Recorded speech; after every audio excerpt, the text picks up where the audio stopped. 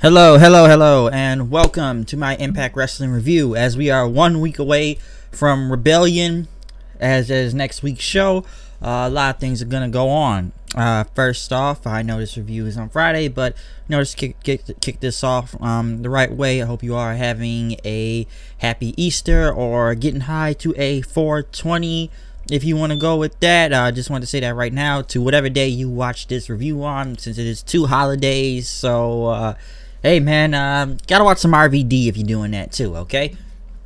Since he is back in his company anyways, you know, Mr. Monday Night, Mr. Friday Night, Hell Effing Show, 420, blaze the weed up, blah, blah, blah, Easter Bunny, find your Easter eggs. But, kicking off the show, like I said before, we are 1 week away from Rebellion, and as a lot of things are going on in this show tonight, we did kick it off with Scarlett Bordeaux as she was tagging with Falaba versus the Desi Hit Squad. One thing I want to kind of take away from this real quick was that I believe one of the members of the Desi Hit Squad asked for their release, but I didn't know he was still in the company. I thought it was one of these two guys, but this is Rohit Raju and Raj Singh. I believe it was the last guy that wanted his release was the Gunder Singh. I believe he was the first tag partner of Rohit Raju.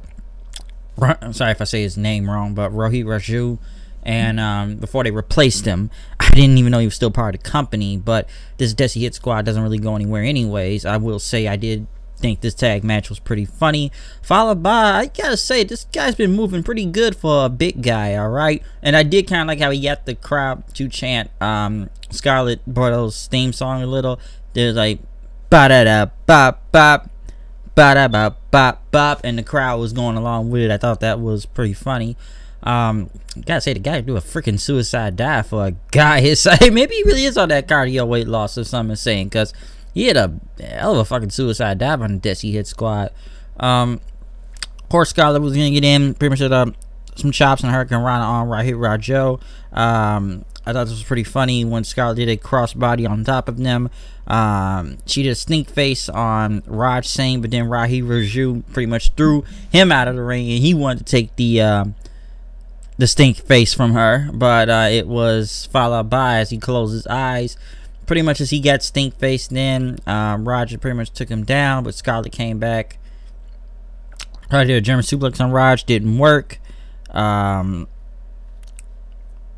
Raj tried to do a belly, but Bob pretty much came back in. They pretty much did like a double bonsai drop as she kind of grabbed on top of followed by, and pretty much they both hit, like I said, they both hit a double bonsai drop at the same time. Scarlett and followed by one. I thought this was pretty funny. I know Desi Hit Squad is just, you know, enhancement talent pretty much, but at least this was pretty funny. I will give them that. Of course, they went to the Lucha Brothers as they were kind of promo about LAX, about them at Full Metal Mayhem at Rebellion as the tag titles on the line. But they had to deal with Eli Drake and Eddie Edwards tonight, as you know, they were pretty much drinking water, and you know, the three best friends, because you know, Kenny the kendo stick is right there with them. So they said they're gonna get the titles tonight. Moving on, they went to a promo with Tommy Dreamer, who was wearing a Four Horsemen shirt. Pretty much, you know, that him and Madman Fulton are very similar. That, you know, Dreamer said he was trained by Hall of Famer Johnny Rodz, and Johnny's brother-in-law is Charlie Fulton, I believe, trained him. Dreamer pretty much said, you know, Charlie trained the Madman in Ohio, and yes, he's a good size, but he was kicked out because of something of sanity. I believe he tried to say, well, pretty much being kicked out of the sanity group back in NXT and out of WWE, as he put it. But Dreamer said, you know, Fulton is a rebel who doesn't, you know, like the corporate structure and everything. But Dreamer says he's been that rebel for many years now, and that both, you know, we both have similar minds, okay?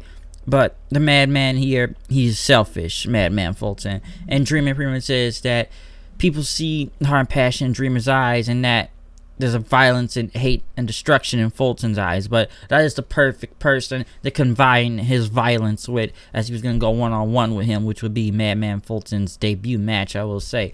Good promo from Dreamer, though. I will give him that. I see this guy on every show. Moose went against Dez, or Desmond Xavier as you like to put it, which is Moose beating both the Rascals for the past 2 weeks now. Desmond was next. Pretty much, I did enjoy this match. I gotta say, Moose was beating the hell out of him. Did a freaking great, like, long dart on him into the top rope. And I liked when he kind of having a power bomb as he caught Dez in midair, jumping outside the ring, was going to go for Hurricane Rana.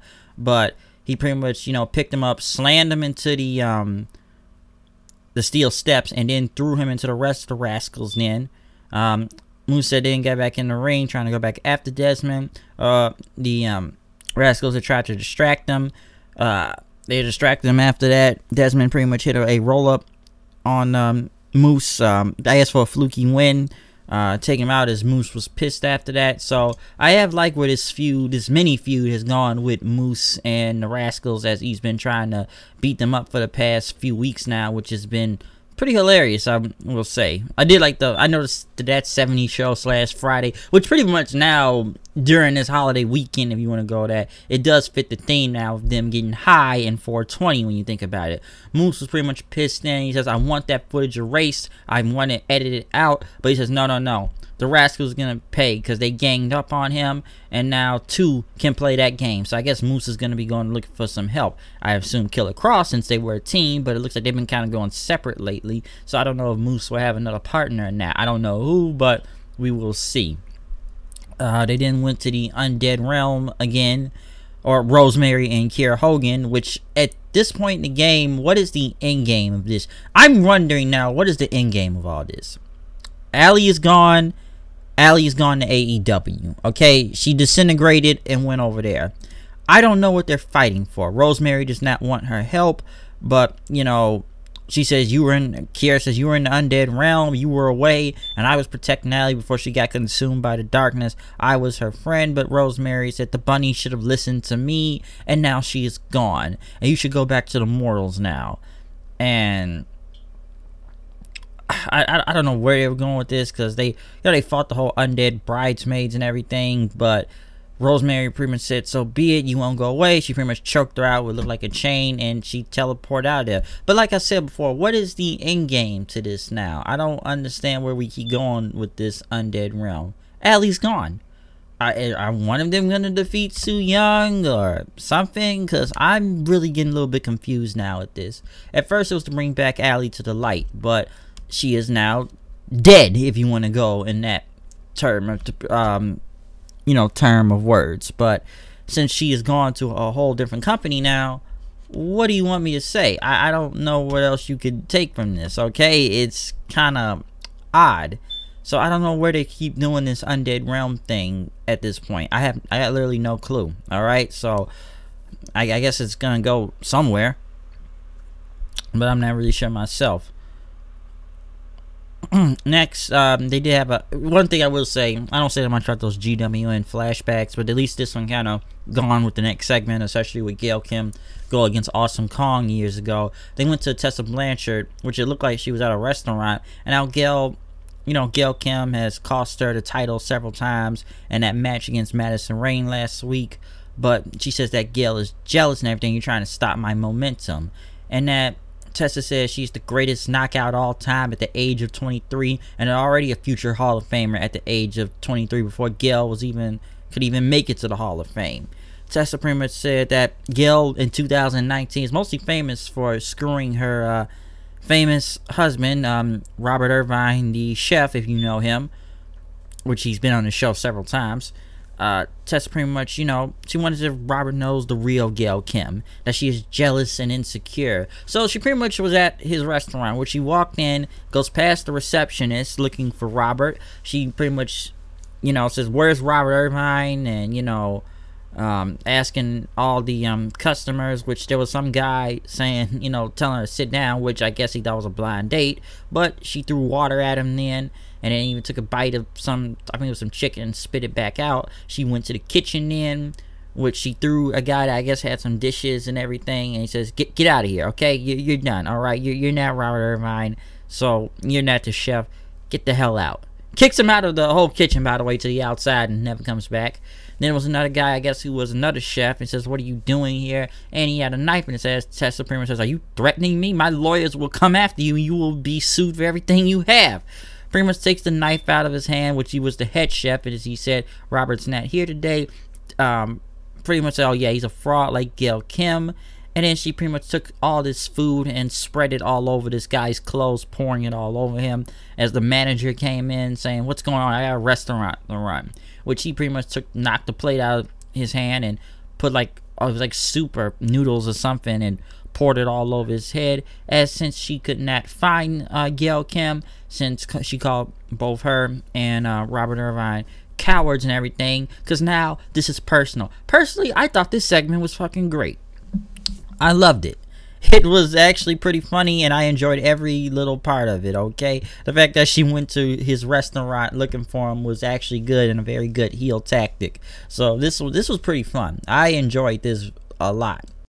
Like I said, I enjoyed this a lot. So it puts up more heat for this feud at Rebellion next week. They have built this story very well. I will say that. They have built this feud very well. And I'm really now looking more forward to this match next Sunday. This is really going to be great. And that was a great segment. Because they pretty much went to Gail Kim, I guess, talking to her husband on the phone. And, you know, Melissa Santos says, "What do you think about Gail, you know, the vandalism of Tessa Blanchard?" And that if she would press charges, asking Gail Kim. Gail Kim said, you know, she wasn't really going to press charges or anything, but she said that Tessa is an ugly, entitled, spoiled brat, and she's going to show her a lesson when Rebellion comes next week, and that she's going to have to learn the hard way. Madman Fulton went against Sami Callihan. Not Callihan. Went against Tommy Dreamer. Sami Callihan was with Madman Fulton. Very good singles debut for Madman Fulton. Pretty enjoyable, I will say that. This match went on a minute. I almost thought it was going to be a squash match at first, but Dreamer was pretty much kind of, you know, firing back up several times, which he couldn't really knock Madman Fulton down at several points. Was even about to go get a weapon after he did the whole bionic elbow thing. It still didn't work. Dreamer pretty much went for a kendo stick after, you know, he got hit by a DDT. He took the kendo stick, he hit him, but Fulton pretty much sat up like nothing didn't hit him, like it was The Undertaker, hits him with an end of days, and wins the match from there. But then, you know, Fulton started grabbing Dreamer, trying to, you know, gouge his eyes out. The Mac comes in with a chair for the save, but OVE, or the Chris brothers come in, start jumping the Mac. Rich Swann, which it's almost kind of, it's almost barely noticeable since he shaved his beard and everything, hits him with a double lethal injection. Sami Callihan comes back with a baseball bat, trying to choke out Rich Swann in, and hits him with a pile driver, which he bounced almost 5 feet in the air after landing on his head. Pretty much Fulton and the Chris brothers pretty much held the Mac, and they held Rich Swann back, as Sami Callihan pretty much put a chair in the Dreamer's arm, and then took the bat and hit the chair. And then, as you know, Swann begged him not to do it. After he hit Dreamer, he pretty much says, "I love you, little brother," and then hit Rich Swann in the gut with the baseball bat. I will say that OV's looking more powerful nowadays ever since they added Fulton to the mix, so it's getting more and more enjoyable. I will say that, and I am looking forward to that X Division title match now next Sunday between Rich Swann and Sami Callihan. So we will see where this goes. I'm not sure what's gonna happen, but that was a pretty good segment from there. I did enjoy that. RVD, they interviewed him after that, you know, talking about he's been wrestling all over the world ever since the last time you saw him in Impact was like, what, 2013, I think it was 2013 he left the company. Yeah, I remember, because he went back to WWE after that. But he's been wrestling all over the world and everything, and now he wants to make a difference coming back to Impact, and he's going to still prove why he's the whole effing show. Of course, they did some vignettes for the Deaners, Cody Deaner. I'm surprised he got a job back in his company, but we'll see where this goes. The Mac and Swann were talking to the doctor, saying that Dreamer had a fracture in his shoulder, but they would give him an update. Rich Swann pretty much thanked the Mac after that until Killer Cross shows back up again, being the devil's advocate, pretty much saying, you know, Rich Swann may not be his full name, and he's a very dishonest person. Why do you keep trusting him, huh? Why you always clean up his messes all the time? He gets all the glory while you standing like a moron. Mac pretty much, you know, called Crossman, look at you, slender man, look at bastard. Okay, the next time you bring up music to me, it's gonna be some hip hop, hippity all over your ass. All right. And shouldn't you be dealing with Johnny Impact now, or Moose running around like somebody lame uncle who was not invited to the party but shows up anyway looking for the potato salad? I thought that was hilarious. And you know, Matt pretty much told Cross, you know, you want to talk? How are we talking in the ring? Actions speak louder than words, son. All right. And Cross said, "You just call me son." And Mac pretty much walked away and said, "Yeah." As Cross said, "Checkmate." I don't know where this devil's advocate thing is now pulling Cross, I meant the Mac into this, but we will see next week since they have a match. But very interesting that, you know, he's talking to the Mac. I don't know where this is going with Cross and the Mac, but will the Mac turn on Swan since he's telling him, like, hey, you're always helping Swan. What are you getting out of this, huh? Why is Swan more bigger name than you? Why is he the exhibition champion? Why is he giving all the glory while you're just being the stooge, helping him every time he gets into trouble? Think about that. Interesting, though. Interesting. Madison Rain came out as Taya was pretty much from Slamtown, and she said in that Canada, saying it wasn't, you know, good to be back in Canada. It's a black hole here, and you all say sorry instead of sorry. I know people in Canada say sorry in a different way. Because sorry, I think it's with 2 O's if I'm not mistaken. And it says, while you all are out here eating your tidbits and double doubles, I think that means for donuts in Canada, pretty much says, I'm not gonna wrestle here tonight, okay? As the man said, we're not sorry. I'm not doing a match tonight because I don't feel like wrestling in front of Canada, since she pretty much trashed Canada right there. As she tried to walk away, Jordan Grace threw her back into the ring. Then Taya did some of the match, but she pretty much tried to get back out again. Grace threw her back in the ring, but I think I messed that up. She threw her back one time. Taya had still went against Madison Rain, but Rain got a roll up on her. Match didn't really go that long, for about a minute. Pretty much rolling up Taya from there. So not a bad segment. Of course, Taya healing all over the crowd, talking bad about Canada. At least she is from Canada, if I'm not mistaken, and trashing them. So Jordan Grace and Madison Rain, I guess, got the one up on her this time, since, you know, she interfered. So I don't know where we'll go from this, but we'll see what happens. Johnny Impact was in his home with Rolando Menendez as they had a sit-down interview, asking, why did you betray your good friend Brian Cage and, you know, turn the senior referee Johnny Bravo, which you noticed the video package at the beginning of the show. I guess Johnny Bravo's been in every match since the Homecoming pay-per-view. So, continuity, I should say. Johnny Bravo, I guess, was in the back as a pool boy cleaning Johnny's pool. And Rolando says that Johnny's orchestrating a lie here. Johnny wondered, you know, do you expect an apology from me? No, you're not getting that, okay? And, you know, they brought the title defense for Rebellion. As Johnny said, Brian Cage wrestles and moves like a cruiserweight for a man his size. And Johnny says, I could do all the moves too. And, you know, as they talked about Johnny Bravo, then, since, you know, Rolando called him an errand boy, Johnny said he's whatever he wants to, what I want him to be, okay? It is a huge upgraded after being attacked by Cage several times. And, you know, Johnny pretty much said that Cage cannot understand what is going on here right now, alright?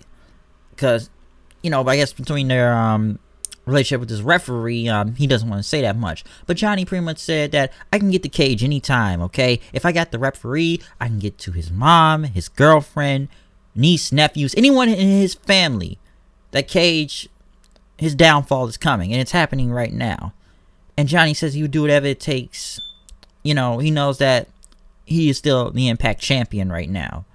And at Rebellion, we're going to see what's going to happen. Because Cage will go on in the rest of his wrestling career listening to the marks, saying that, you know, Cage didn't live to his potential and everything. And that Johnny, pretty much what the camera said, that Cage will not live up to the potential. And he does not understand the business like Johnny Impact does. A very great segment and promo from Johnny Impact, making him play mind games more, Brian Cage, even in the senior referee involved, and pretty much saying, I can get at you anytime from your family, anyone, that you will never succeed, because pretty much Johnny is 1 step ahead.